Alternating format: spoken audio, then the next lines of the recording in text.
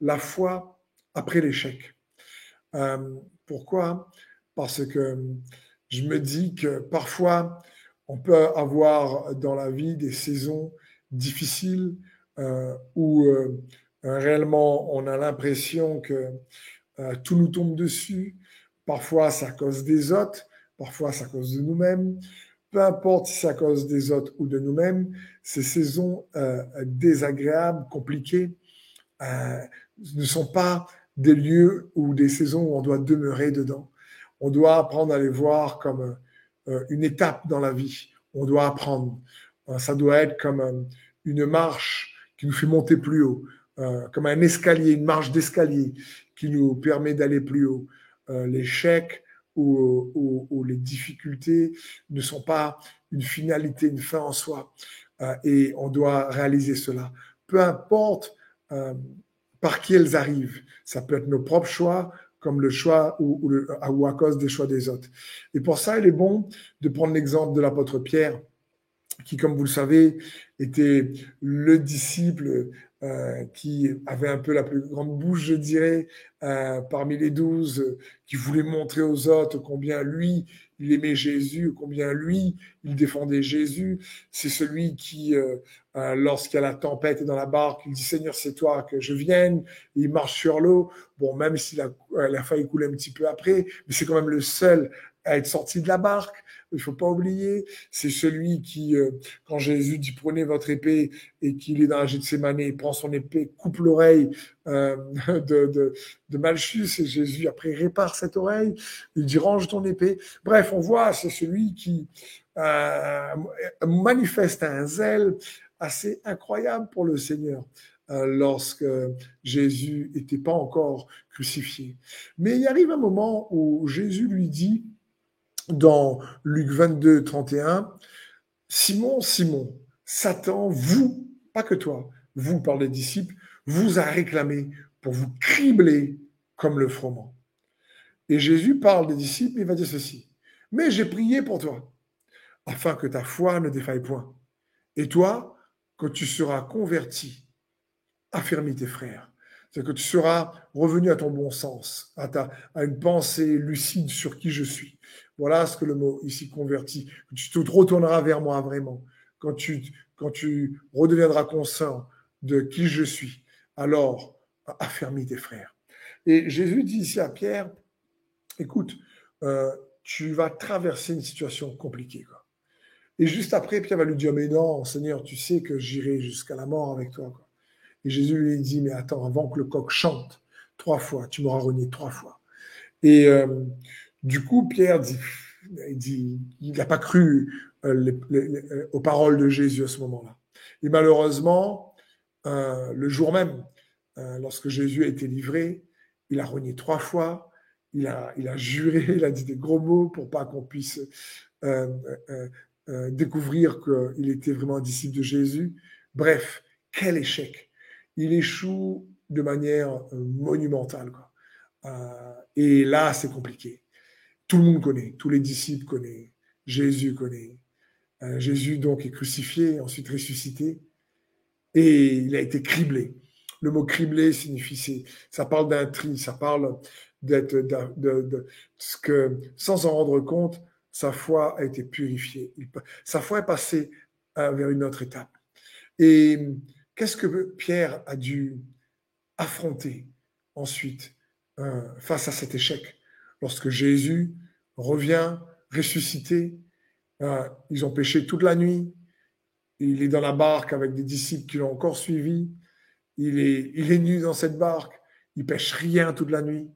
Le matin tôt, Jésus arrive et leur dit jetez le filet sur votre droite. Et là, il jette sur la droite et il pêche des centaines de poissons. Et Jean l'apôtre dit c'est le Seigneur. Pierre se jette à l'eau. Et Jésus leur fait un barbecue sur le rivage de poissons. Et ils mangent, mais personne n'ose parler à Jésus. Ils savent que c'est lui. Et je me mets à la place de Pierre. Imagine, Pierre a dû triompher de la honte face à Jésus. Il a dû triompher du regard des autres. Tous les disciples savaient qu'il euh, avait renié le Seigneur. Et donc, il a dû triompher de la culpabilité envers lui-même. Il a dû triompher de la condamnation envers lui-même. Il a dû accepter la grâce de Jésus parce que Jésus ne l'a pas jugé sévèrement. Comme lui, il a dû peut-être se juger sévèrement au départ.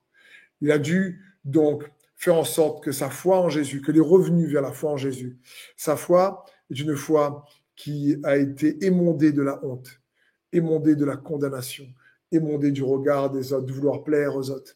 Comme il voulait plaire aux autres, il voulait montrer aux autres disciples qu'il était toujours le meilleur. Il voulait, par vaine gloire, montrer que lui il est plus fort, lui il prie plus, lui il est plus loin, lui il connaît mieux Jésus. Mais après qu'il a été criblé, sa foi a été purifiée de tout ça.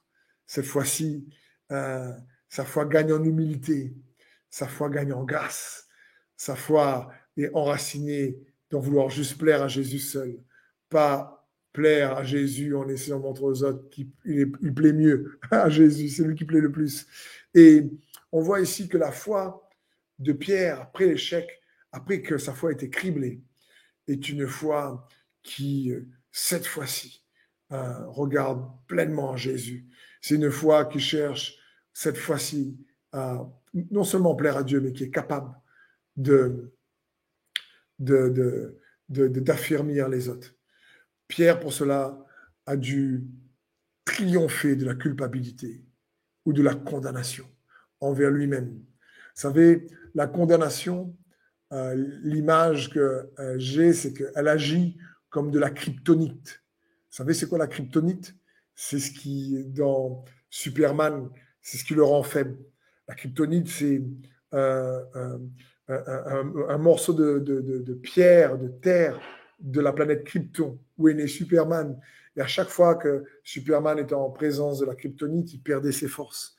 Et la condamnation agit comme de la kryptonite sur notre foi. La culpabilité agit comme de la kryptonite sur notre foi. La honte agit comme de la kryptonite sur notre foi. Plaire aux autres agit comme de la kryptonite sur notre foi, mais on s'en rend pas compte parfois.